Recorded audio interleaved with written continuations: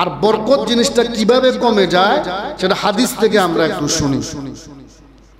আল্লাহর হাবিব বলেছেন, আন আনাস রাদিয়াল্লাহু তাআলা আনহু قال قال رسول الله صلى الله عليه وسلم لا تقوم الساعة حتى يتقارب الزمان فتكون السنة كالشهر والشهر كالجمعة وتكون الجمعة كاليوم ويكون اليوم كالساعة وتكون الساعة كالدرمة بالنار। জামিউ তিরমিজির হাদিস। আল্লাহর হাবিবের খাদেমুর রাসূল সাইয়্যিদিনা আনাস রাদিয়াল্লাহু তাআলা আনহু হাদিসটা বর্ণনা করেন। আল্লাহর হাবিব বলেন, কিয়ামতের পূর্বে জামানার অর্থাৎ বর্তমান যে সময়ের মধ্যে আমরা বিদ্যমান, যে কালের মধ্যে আমরা বিদ্যমান, জামান এটা আরবি শব্দ, বাংলা হলো সময় বা কাল। আল্লাহর নবী বলেন, পরস্পর জামানার পরস্পর নিকটবর্তী সংকীর্ণ না হওয়া পর্যন্ত কিয়ামত সংঘটিত হবে না। এটার জ্বলন্ত প্রমাণ বর্তমানে আমরা দেখতে পাচ্ছি। নবীজি বলতেছেন, উম্মত রে, এমন একটা সময় আসবে তোমার কাছে 1 বছর মনে হবে 1 মাসের মতো। তোমার কাছে মনে হবে 1 বছর, বলেন না, 1 বছর 1 মাসের মতো। ফাতাকুনুস সানাতু কাশ-শাহর, তোমার কাছে 1 বছর মনে হবে 1 মাসের মতো, যেটা বর্তমানে আমরা দেখতে পাচ্ছি।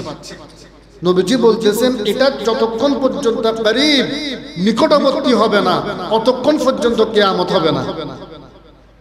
ঠিক তো? আমার কাছে মনে হচ্ছে রমজানটা কিছুদিন আগে গেল, রমজানটা কিছুদিন আগে গেল, এই যে আবার রমজান চলে আসছে। তাহলে নবীজি যে বলেছেন 1 বছর তোমার কাছে মনে হবে 1 মাসের মতো। শুধু তাই না, আল্লাহর হাবিব বলেছেন, ওয়াশ-শাহরু কাল জুমআ, আল্লাহর নবী বলেছেন 1 মাস হবে 1 সপ্তাহের মতো। 1 মাস মনে হবে 1 সপ্তাহের মতো। নবীজি বলেছেন, ওয়া তাকুনুল জুমআতু কাল ইয়াউম, 1 সপ্তাহ মনে হবে 1 দিনের মতো। আসলে বাস্তব, আজকে জুমা দেখা যায় চোখের ফলকটা মারার আগে আরেকটা জুমা চলে আসে। কথা বলেন ঠিক কিনা? আল্লাহর হাবিব সব ভবিষ্যৎবাণীগুলো করে গিয়েছেন। ইসলাম পরিপূর্ণ হয়ে গেছে। আল ইয়াউমা আকমালতু লাকুম দীনাকুম ওয়া আতমামতু আলাইকুম নি'মাতি ওয়া রাদিতু লাকুমুল ইসলাম দীনা। সমস্ত নবীরা, কোন নবী 900 বছর দাওয়াত দিয়েছেন, কোন নবী 1000 বছর দাওয়াত দিয়েছেন। আল্লাহ পাক কোন নবীর উপর ইসলামকে পরিপূর্ণ করেন নাই। শুধুমাত্র আমার আপনার নবীর নবুয়তের জিন্দেগি মাত্র 23 বছর নবীজি ইসলামের দাওয়াত দিয়েছেন। আল্লাহ পাক আমার নবীর উপর খুশি হয়ে আল্লাহ পাক ইসলামকে পরিপূর্ণ করে দিয়েছেন। শুধু ইসলাম পরিপূর্ণ করেন নাই, আল্লাহ পাক বলেছেন, ওয়ারাদি, আমি তোমাদের উপর আমার নিয়ামত সমূহ আমি শেষ করে ফেলেছি। সুবহানাল্লাহ। আল ইয়াউমা আকমালতু লাকুম দীনাকুম ওয়া আতমামতু আলাইকুম নি'মাতি, আমার যত নিয়ামত আছে সমস্ত নিয়ামতগুলো আমি পরিসমাপ্ত করে ফেলেছি। সুবহানাল্লাহ বলেন। কেন? প্রশ্ন হয় না ভাই, কেন?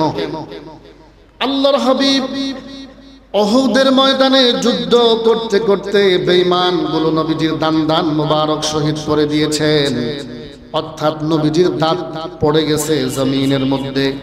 আল্লাহর হাবিব বেহুশ হয়ে জমিনে পড়ে গেছেন।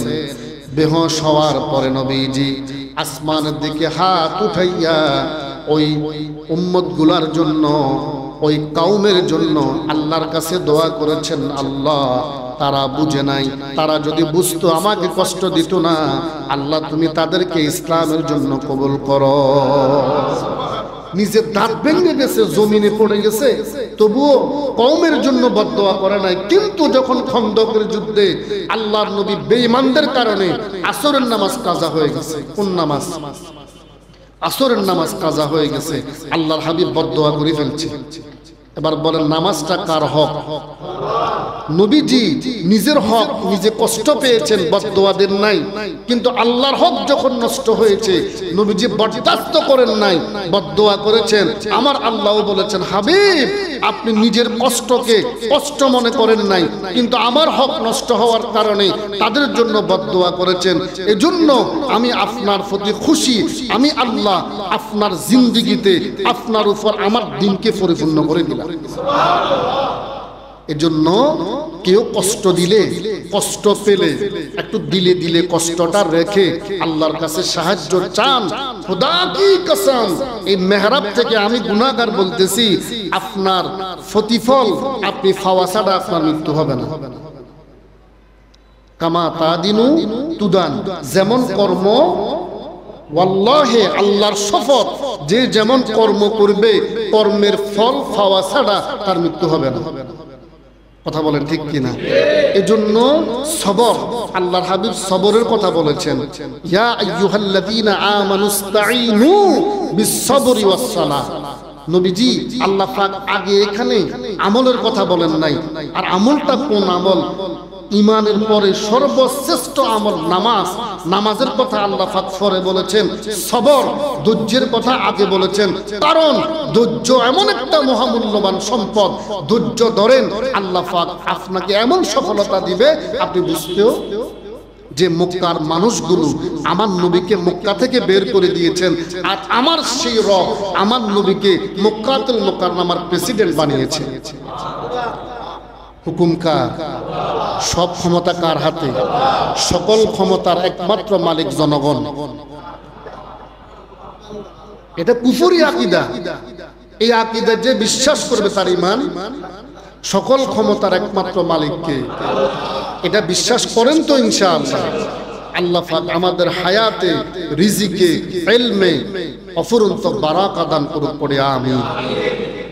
বলতেছিলাম আল্লাহর হাবিব বলেছেন, মাস হয়ে যাবে সপ্তাহের মতো, সপ্তাহ হয়ে যাবে দিনের মতো, আর দিন হবে, নবীজি কি বলতেছেন,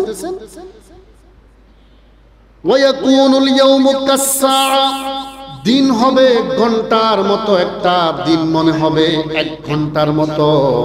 আল্লাহর নবী বলেন, ওয়াতাকুনুস সাআতু কাদ-দারমাতি বিন-নার, আর ঘন্টা মনে হবে একটা দিয়া সলাই দিয়া মোমবাতির মধ্যে আগুন জ্বালাইয়া যখন আবার এভাবে ফুক দেওয়া হয়, আগুন সাথে সাথে কিয়ামতের আগে তোমার কাছে ঘন্টা মনে হবে ওই রকমের মতো।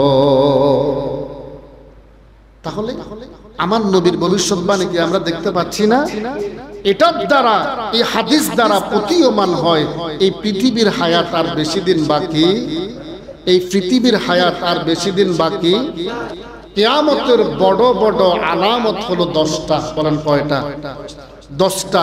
এই 10টা আলামতের মধ্যে প্রথম নাম্বার আলামত হলো ইমাম মাহদির আগমন। ইমাম মাহদি যদি আগমন করে ফেলে, বাকি 9টা আলামত একেবারে অতি নিকটে চলে আসবে, আর বাকি 9টা আলামত শেষ হবে, পৃথিবীর হায়াতও শেষ। অতএব আমাদের করণীয় কি? এই সময়কে মূল্যায়ন করা। আমাদের করণীয় কি? জোরে বলেন, আমাদের করণীয় কি? সময়কে মূল্যায়ন করা।